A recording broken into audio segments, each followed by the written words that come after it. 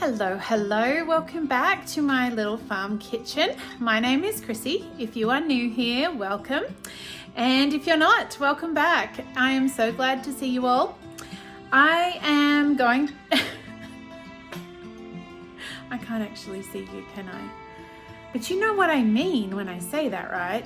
I just caught myself and went, what are you saying, girl? Anyway, today we are going to bake some bread. And I've been doing a lot of this lately. As I have said before, we have restarted the home bakery.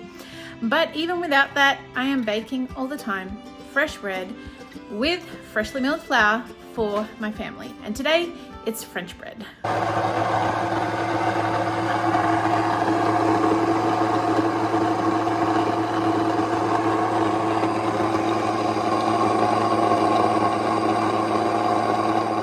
Okay, so I'm making French bread. I've been making a lot of the sandwich bread, which I think I've made on here before. I'm not sure. I've been going through and using a lot of these. This is a fantastic recipe book for freshly milled flour. And I made the cobbler last night. I bought some fresh peaches. It was so delicious. It was really good. I ate a little bit too much, but it was really good. One of the things I love about the French bread and why I'm making it today is it's just really handy whether I'm making a soup or a stew or a casserole, or I want bread next to a salad with some meat. But the other thing I've been using it for a lot is a really good, hearty make-ahead breakfast, so that I don't have to think about breakfast in the morning. I have the French bread made, and I made make a French toast casserole, which when it's made with freshly milled bread is just like a totally another level of sustenance, nourishment, and fill your belly, stick to your ribs kind of food, which keeps the kids going all the way through the morning until lunch easy. Okay, so we've got some warm water. I'm going to pop that in the mixer. 2 cups of really warm water. We're going to add in some good salt.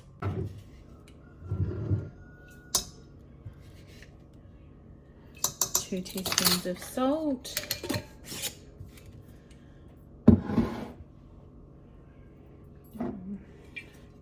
One tablespoon of olive oil. I'm actually going to use the half tablespoon and do 2 of them so that I've got the full tablespoon measure for the yeast. So I'll do 2 half tablespoons for that.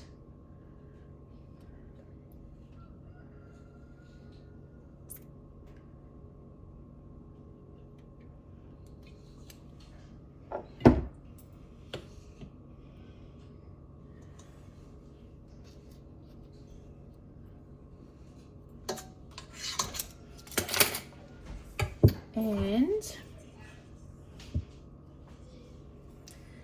just going to do 1, 2 and a half cups of the flour with the dough hook on. Oh, hope if I lift that up.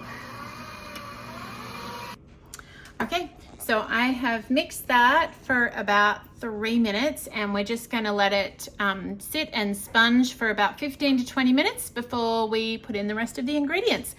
And while I wait and do that, I was just going to tell you guys, so I think it's a little bit early to make any bold, rash statements, but I have been, I've switched over to making a lot of freshly milled breads for our family. And I've really noticed a few things since doing that. I guess it's maybe pushing to, it's at least a solid month. I actually would have to go back and look at probably some footage of when I first started doing that. And I've noticed a few things for myself. As many of you know, I was doing Whole30. and had some really good results doing Whole30, which is basically eliminating all grains, all dairy, and all sugars. And it really helped reduce inflammation, which I definitely was suffering from a lot of inflammation, especially in my joints, but throughout my body, I would say. And that helped bring that right down. I then decided to try some freshly milled grains, and I had been able to start exercising again, which I had been really limited because of all this pain in my feet and ankles and knees particularly. But I was able to, on Whole30, start walking again pain-free. And since I've introduced the whole grains, I have been able to continue walking. Now, I have noticed if I go back to the or even organic unbleached white flour, I start having the same problems. There's been improvements in my gut health, improvements in my inflammation, and I've also noticed my skin is a lot better, which was kind of an unexpected thing.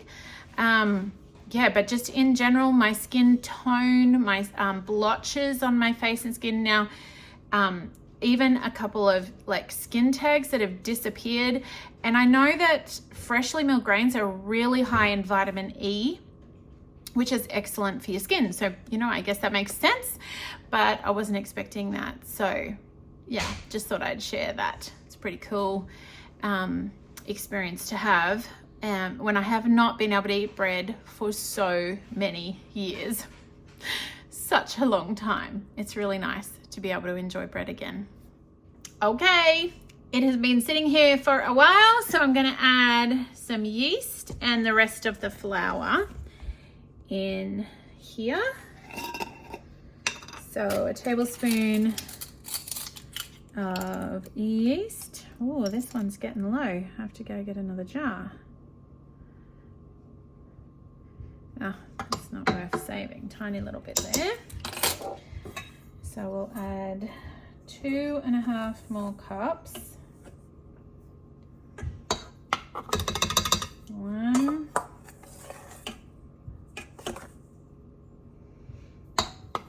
2, 1.5. We may need a bit more, we shall see.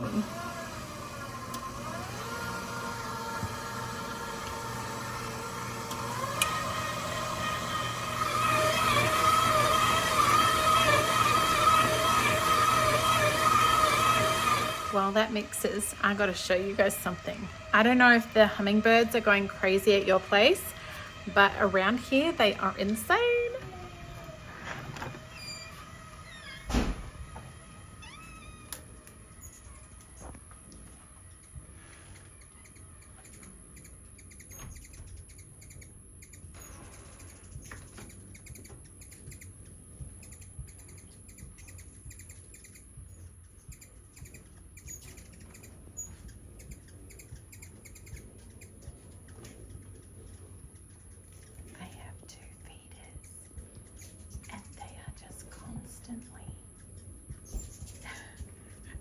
Look at them all, they're just fighting over the feeders. It's crazy.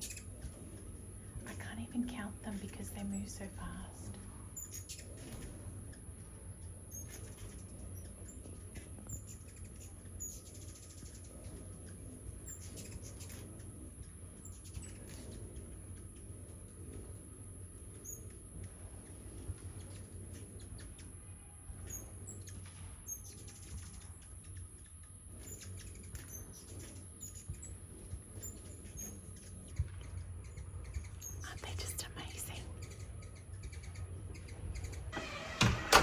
Anyway, I just think they are so cool. I guess it's still pretty much a novelty for us. We do not have hummingbirds in Australia, and I feel like there's a lot more this year than there was last year. I'm not sure. We have some dear friends coming from Australia in October, and I said to my husband, I really hope they're still here because they're obviously migrating back south at the moment. and that's why numbers have really amped up. We had them all through the summer, but it's just, there's way more right now. And I really hope there's still some of them in October so that Nick and Mim can see them. Okay, let's have a look and see. I'm just going to pinch off a little bit of that, roll it into a bowl, and we'll do the window pane test. Okay, so what that looks like is me rolling it into a ball and then kind of stretching it out like this and holding it up to the light. Can you see that? You can see the light through it. It's like a little window. So that means, that's how you do the window pane test, and that means that it is kneaded enough and it's good to do the first rise. Okay, so we're going to cover that and let it. Hey, it has been over an hour, so let's have a look and see. It's all ready, nice and risen, ready to shape. All right, I am going to put a little bit of olive oil down. Rub.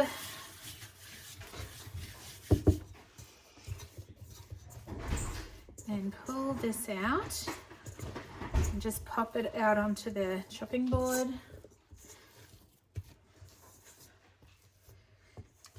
And we're going to divide this into two. You can see it's got lots of, the gluten's had a chance to develop, and it's got lots of nice volume. So you can use a bench scraper to do that, or I tend to just pinch it together. All right, now I basically just shape this with my hands until it forms a rectangle. And if you have if your dough is nice and hydrated, this will be fairly easy. If you find that this is hard and that shaping the dough at this point, it's really stiff, it just means you haven't had enough liquid in your dough and it's not hydrated enough. So I folded that, sorry, I just did that without thinking. You fold the rectangle over once. You don't have to do it this way, this is just the way I have done it always. And then you fold that rectangle again and pinch the seams together like that. And then I kind of just fold the end over a little and pinch, fold this end over and pinch. And like I say, nice and hydrated, it shouldn't be a problem. It should pinch together nicely. And we want to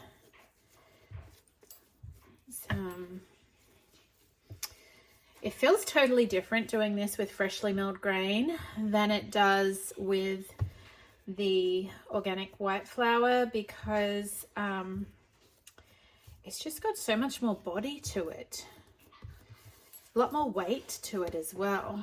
So I kind of just put that into a long sausage form and then take it over to, and I kind of just do that, I don't know if you can like run my fingers along that and stretch it out a little bit. And I'll put that over on the parchment paper and do the same now with the second one. Just wanting to make sure this is nice and well sealed so that it doesn't pop open during baking, which can happen if you don't pinch this together nicely and blend the seam. I kind of think of that seam like when I'm sewing, and I just want it to, I'm kind of stitching it together with my fingers. Then we fold it over, run my fingers along to stretch it out a little, and there we have that one. Okay, I have brought this back over here so I can show you. Now you can see this one is slightly longer and bigger than this one, and that doesn't matter, it's totally fine. I've got them on the one sheet of baking paper. You could separate them if you wanted, but I'm going to cook them on a pizza stone. So I've just got this little blade here that I'm going to put some diagonal slices in.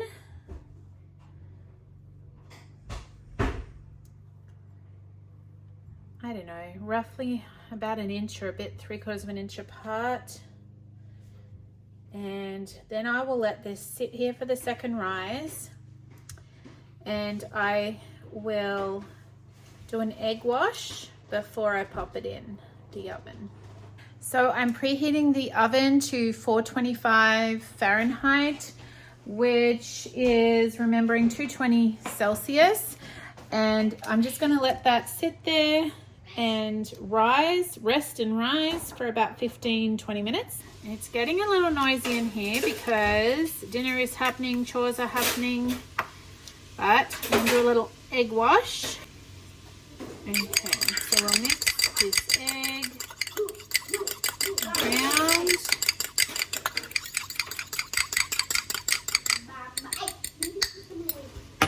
And give this a brush with the egg wash.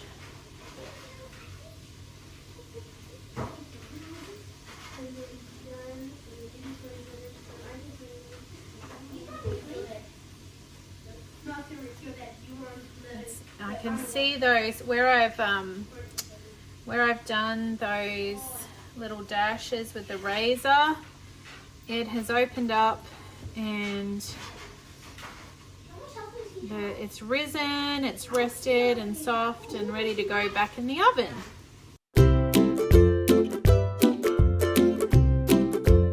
So I'm just going to show you, I've got this little cast iron skillet, which is usually what I use for this. And I'm just going to get some ice cubes. There's only 2 left in that one.